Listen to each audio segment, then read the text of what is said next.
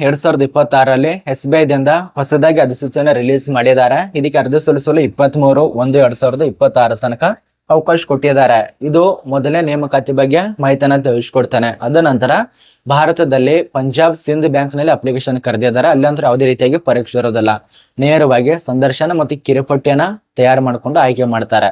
ಎರಡು ಬ್ಯಾಂಕ್ ಬಗ್ಗೆ ಸಂಪೂರ್ಣ ಮಾಹಿತಿ ಇರತ್ತೆ ಇದೇ ವಿಡಿಯೋದಲ್ಲಿ. ಮತ್ತು ತುಂಬಾ ಜನ ಕೇಳಬಹುದು, ಸರ್ ಭಾರತದಲ್ಲಿ SBI ಬ್ಯಾಂಕ್ ಬಂದ್ ಆಗ್ತಾ ಇದೆ, ನೀವ್ ಯಾಕೆ ನೇಮಕಾತಿ ಬಗ್ಗೆ ತಿಳಿಸ್ಕೊಡ್ತೀರಾ ಅಂತ ಹೇಳಿ.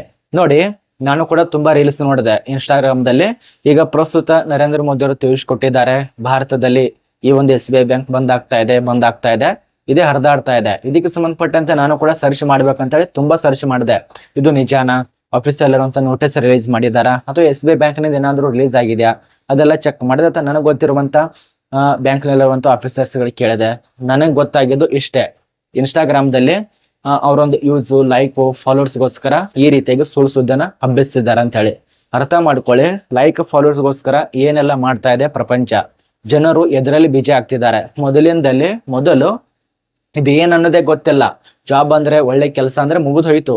ಆದ್ರೆ ಈಗ ಪ್ರಸ್ತುತ ಲೈಕ್ ಫಾಲೋವರ್ಸ್ಗೋಸ್ಕರ ತಂದೆ ತಾಯಿನ ಬಡಿಯೋದು, ಮನೆಯಲ್ಲಿ ಜಗಳ ಮಾಡೋದು, ಸ್ಕೂಲ್ ಕಾಲೇಜನ್ನ ಬಿಟ್ಟು ರೀಲ್ಸ್ ಮಾಡೋದ್ರಲ್ಲೇ ಬಿಜಿ ಆಗ್ಬಿಟ್ಟಿದ್ದಾರೆ. ಅದರಲ್ಲಿ ಕೂಡ ರೀಲ್ಸ್ ಚೆನ್ನಾಗಿ ಮಾಡ್ತಾರ, ಪೂರ್ತಿಯಾಗಿ ಗೊಳ್ಳು ಇಂತ ಮಾಡ್ತಿದ್ದಾರೆ. ಈ ರೀತಿಯಾಗಿ ಎಲ್ಲಾ ಬ್ಯಾಂಕ್ಗಳು ಬಂದ್ ಆಗ್ತಿದ್ದಾವೆ ಪರ್ಮನೆಂಟ್ ಆಗಿ.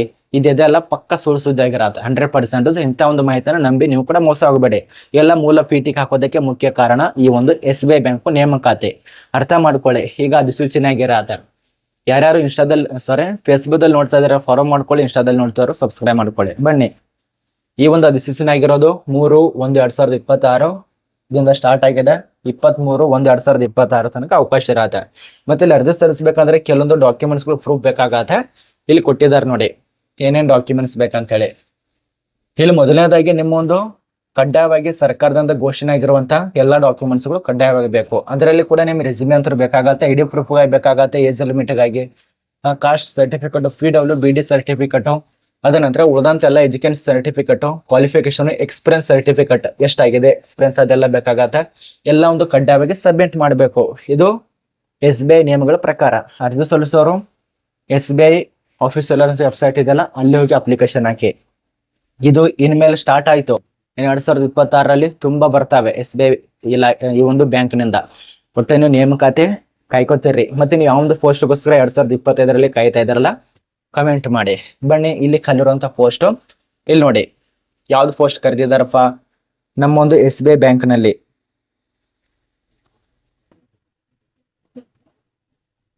ಉಪಾಧ್ಯಕ್ಷ ಪೋಸ್ಟಿಗೆ ಅಪ್ಲಿಕೇಶನ್ ಕರೆದಿದ್ದಾರೆ.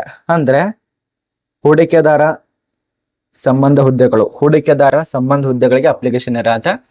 ಈ ಒಂದು ಪ್ರೆಸಿಡೆಂಟ್ ಉಪಾಧ್ಯಕ್ಷ ಪೋಸ್ಟ್ ಇರತ್ತೆ. ಇವರ ಅಭ್ಯರ್ಥಿಗೆ ಒಂದು, PWBD ಅಭ್ಯರ್ಥಿಗೆ ಒಂದು, ಟೋಟಲ್ ಆಗಿ ಒಂದು ಪೋಸ್ಟ್. ಇಲ್ಲಿ ಒಂದು ಪೋಸ್ಟ್ ಟೋಟಲ್ ಆಗಿ ಖಾಲಿರುವಂತ ಪೋಸ್ಟ್ ಒಂದು. ಅಲ್ಲಿ ಎಕ್ಸ್ ಸರ್ವಿಸ್ ಮ್ಯಾನ್ ಅಂತೇಳಿ ಸ್ಟಾರ್ ಕೊಟ್ಟಿದಾರಲ್ಲ, ಅದರಲ್ಲಿ ಇನ್ನೊಂದು ಪೋಸ್ಟ್ ಇರತ್ತೆ. ಏಜ್ ಲಿಮಿಟ್ 2026ಕ್ಕೆ ಸಂಬಂಧಪಟ್ಟಂತೆ 19, 18 ಎಲ್ಲ ಇಲ್ಲ, 40ರಿಂದ 50 ವರ್ಷ ಇರತ್ತೆ. ಅಂದ್ರೆ ಅನುಭವದವರೇ ಅಪ್ಲಿಕೇಶನ್ ಹಾಕ್ಬೇಕು. ಅನುಭವ ಎಷ್ಟು ಬೇಕಪ್ಪ ಅಂದ್ರೆ ಅವ್ರು ತಿಳಿಸ್ಕೊಟ್ಟಿರೋಂತ ಮಾಹಿತಿ, ಇದು 5 ವರ್ಷದ ತನಕ ಕೆಲಸ ಇರತ್ತೆ, ಪೀರಿಯಡ್ 5 ವರ್ಷ. ಅವ್ರಿಗೆ ತಿಳಿಸ್ಕೊಟ್ಟಿರೋಂತ ಮಾಹಿತಿ ಅನುಭವ 15 ವರ್ಷ ಕೊಟ್ಟಿದ್ದಾರೆ ನೋಡಿ. 5 ವರ್ಷದಿಂದ 15 ವರ್ಷ ತನಕ ಅನುಭವ ಬೇಕಂತೇಳಿ ನಿಯಮಗಳಿಗೆ ಸಂಬಂಧಪಟ್ಟಂತೆ ಕೊಟ್ಟಿದ್ದಾರೆ ಅವರು. ಎಕ್ಸ್ಪೀರಿಯನ್ಸ್ ಬೇಕಾಗಿರೋದು ಈ ಒಂದು 15 ವರ್ಷ. ಇನ್ನು ಈ ಒಂದು ಪೋಸ್ಟಿಗೆ ಯಾವುದು ಏನು ಎಲ್ಲ ಕೊಟ್ಟಿದ್ದಾರೆ ನೋಡಿ. ಇಲ್ಲಿ ಜಾಬ್ ಪ್ರೊಫೈಲ್ ಕೊಟ್ಟಿದ್ದಾರೆ, ಆಗಲೇ ತಿಳಿಸ್ಕೊಟ್ಟೇನಲ್ಲ, 5ರಿಂದ 15 ವರ್ಷ. ಮತ್ತೆ ಏನೆಲ್ಲ ರೂಲ್ಸ್ ಆಗಿರ್ಬೇಕು, ಮತ್ತೆ ಎಜುಕೇಶನ್ ಏನಾಗಿರ್ಬೇಕು ಅದರ ಎಜುಕೇಶನ್ ನಿಮ್ಗೆ ನಾರ್ಮಲ್ ಆಗಿ ತಿಳಿಸ್ಕೊಡ್ತಾನೆ. PGDM ಆಗಿರ್ಬೇಕು, MBA ಕಂಪ್ಲೀಟ್ ಆಗಿರ್ಬೇಕು, ಅಥವಾ ತಸ್ತಮಾನ್ ಆಗಿರ್ಬೇಕು, ಮತ್ತೆ ಇನ್ನೊಂದು PGDMB ಅಂತೇಳಿ ಇದು ಆಗಿರ್ಬೇಕು. ಇದು ನಿಮಗೆ ಅರ್ಹತೆಗೆ ಸಂಬಂಧಪಟ್ಟಂತೆ ಮಾಹಿತಿ. ಇನ್ನು ಆಯ್ಕೆ ವಿಧಾನದಲ್ಲಿ ಪರೀಕ್ಷೆ ಇರೋದಲ್ಲ, ಸಂದರ್ಶನ, ಕಿರುಪಟ್ಟಿ ಮಾತ್ರ. ಅರ್ಜಿ ಸಲ್ಲಿಸೋದು 23ನೇ ತಾರೀಕು ಕೊನೆಯ ದಿನಾಂಕ. ಇದು SBI ಬ್ಯಾಂಕ್ ಸಂಬಂಧಪಟ್ಟಂತೆ ಮಾಹಿತಿ. ಇದು ಆನ್ಲೈನ್ ನಲ್ಲಿ ಇರತ್ತೆ, ಆನ್ಲೈನ್ ನಲ್ಲಿ ಅಪ್ಲಿಕೇಶನ್ ಹಾಕಿ. ಇದು ಪೂರ್ತಿಯಾಗಿ ನಾನು ನಿಮಗೆ ನೋಟಿಸ್ ತಿಳಿಸ್ಕೊಡಲ್ಲ, ಬೇಕಾದ್ರೆ ಒಂದ್ಸರಿ ಚೆಕ್ ಮಾಡ್ಕೊಳ್ಳಿ. ಯಾವುದೇ ಒಂದು ವೆಬ್ಸೈಟ್ ದಲ್ಲಿ ಆಗ್ಬೋದು, ಯಾವುದೇ ಚಾನಲ್ ನಲ್ಲಿ ಆಗ್ಬೋದು. ಇದು ರಿಲೀಸ್ ಮಾಡಿದ್ದಾರೆ ಉಪಾಧ್ಯಕ್ಷ ಪೋಸ್ಟ್. ಇನ್ನು ಎರಡನೇದಾಗಿ ಪಂಜಾಬ್ ಸಿಂಧ್ ಬ್ಯಾಂಕ್ ಅಂತ ಹೇಳಿ, ಈ ಒಂದು ಪಂಜಾಬ್ ಸಿಂಧ್ ಬ್ಯಾಂಕ್ ನಲ್ಲಿ ಈಗಾಗಲೇ ಸ್ಟಾರ್ಟ್ ಇದೆ ಅಪ್ಲಿಕೇಶನ್ ಹಾಕಿ. ಇಲ್ಲಿ ನೋಡಿ, ಇದು ಕೂಡ ರಿಲೀಸ್ ಆಗಿರುವಂತ ಡೇಟು 3ನೇ ತಾರೀಕು ಅಥವಾ 1ನೇ ತಾರೀಕಿನಿಂದ ಅಧಿಸೂಚನೆ ಆಗಿರತ್ತೆ. ಅಪ್ಲಿಕೇಶನ್ ಹಾಕಿ. ಇಲ್ಲಿ ಏಜ್ ಲಿಮಿಟ್ ಇದಕ್ಕೆ ಅರ್ಜಿ ಸಲ್ಲಿಸಲು 65. ಮತ್ತೆ ಇಲ್ಲಿ ಖಾಲಿ ಇರುವಂತ ಪೋಸ್ಟ್ ಇದೆ ಅಲ್ಲ,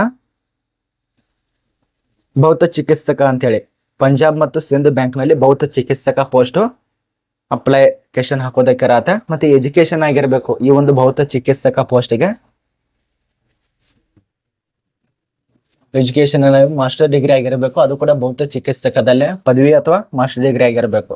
ಮತ್ತೆ ಎಕ್ಸ್ಪೀರಿಯನ್ಸ್ 3 ವರ್ಷ, ನೇಮಗಳಿಗೆ ಸಂಬಂಧಪಟ್ಟಂತೆ ದೆಹಲಿ ಸಂಸ್ಥೆಗಳಲ್ಲಿ 3 ವರ್ಷ ಇರಬೇಕು. ನಿಮ್ಮೊಂದು ವರ್ಕಿಂಗ್ ಯಾವ ರೀತಿಯಾಗಿರ್ಬೇಕು, ಎಲ್ಲಿ ಪ್ಲೇಸ್ ಇರತ್ತೆ, ಎಷ್ಟು ಕೆಲಸ ಇರತ್ತೆ ಅದೆಲ್ಲ ಕೊಟ್ಟಿದ್ದಾರೆ.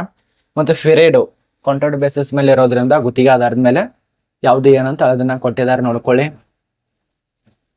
ಮತ್ತೆ ಅರ್ಜಿ ಸಲ್ಲಿಸೋದಕ್ಕೆ ಇದಕ್ಕೆ ಕೊನೆಯ ದಿನಾಂಕ 13/1/2026. ಇದೊಂದು ಆನ್ಲೈನ್ ಅಥವಾ ಆಫ್ಲೈನ್ ನಲ್ಲಿ ಅಪ್ಲಿಕೇಶನ್ ಹಾಕೋದಕ್ಕೆ ಅವಕಾಶ ಇರತ್ತೆ. ಎಷ್ಟು ಹೇಳಿ, 13 ಜನವರಿ 2026 ತನಕ ಮಾತ್ರ ಅವಕಾಶ. ಇದಕ್ಕೆ ಸ್ಟೀಪಂಡ್ ಅಂತ ಹೇಳಿ ಕೊಡ್ತಾರೆ. ಅದರ ಪೀರಿಯಡ್ ಕಡಿಮೆ ಇರೋದ್ರಿಂದ 5 ವರ್ಷನೋ 3 ವರ್ಷ ತನಕ ಮಾತ್ರ ಕೆಲಸ. ಇದ್ರ ಬಗ್ಗೆ ನಿಮಗೆ ಸಂಪೂರ್ಣ ಮಾಹಿತಿ ಅರ್ಥ ಆಯ್ತು ಅಂತ ತಿಳ್ಕೊತೀವಿ. ಅಪ್ಲಿಕೇಶನ್ ಹಾಕೋದು www.punjabsindhbank.co.in ಗೆ ಭೇಟಿ ನೋಡ್ಕೊಂಡು ಅಪ್ಲಿಕೇಶನ್ ಹಾಕಿ. ಇದಕ್ಕೆ ಅನುಭವದವ್ರ ಅಪ್ಲಿಕೇಶನ್ ಹಾಕಿ. ಇದು ನಿಮ್ಗೆ ಅರ್ಥ ಆಗಿದೆ ಅಂತ ಅನ್ಕೋತೀವಿ. ಇದರಲ್ಲಿ ಏನಾದ್ರು ಡೌಟ್ ಇದ್ರು ಕಮೆಂಟ್ ಮಾಡಿ. ತುಂಬಾ ಜನ ಕೇಳ್ಬೋದು, ಈ ಒಂದು ನೋಟಿಸ್ ವೈಸ್ ನಮ್ಗೆ ತಿಳಿಸ್ಕೊಡಿ ಅಂತ ಹೇಳಿ. ಇದರಲ್ಲಿ ಎಲ್ಲ ಮಾಹಿತಿ ಇರತ್ತೆ. ತುಂಬಾ ಲಾಂಗ್ ಆಗುತ್ತೆ ವಿಡಿಯೋ, ಆದ ಕಾರಣ ತಿಳಿಸ್ಕೊಡಕ್ಕಾಗಲ್ಲ. ಈ ಒಂದು ನೋಟಿಸ್ ನಮ್ಮ ಒಂದು ಟೆಲಿಗ್ರಾಮ್ ಗ್ರೂಪಲ್ಲಿ ಸಿಗತ್ತೆ. ಪಂಜಾಬ್ ಸಿಂಧ್ ಬ್ಯಾಂಕ್ ಬೇರೆ, ಪಂಜಾಬ್ ನ್ಯಾಷನಲ್ ಬ್ಯಾಂಕ್ ಬೇರೆ. ಈ ಒಂದು ಅಧಿಸೂಚನೆ ಆಗಿರೋದು ನೋಡಿ 2/1/2026. ಸೇಮ್ SBI ಬ್ಯಾಂಕ್ ಆಗಿರೋದು 3ನೇ ತಾರೀಕು, ಇದಾಗಿರೋದು 2ನೇ ತಾರೀಕು. ಒಂದು ದಿನ ಮಾತ್ರ ಫರಕ್ ಇರತ್ತೆ ನೋಡಿ. ಇದರಲ್ಲಿ ಯಾವ್ದು ಬೇಕೋ ಅಪ್ಲಿಕೇಶನ್ ಹಾಕಿ.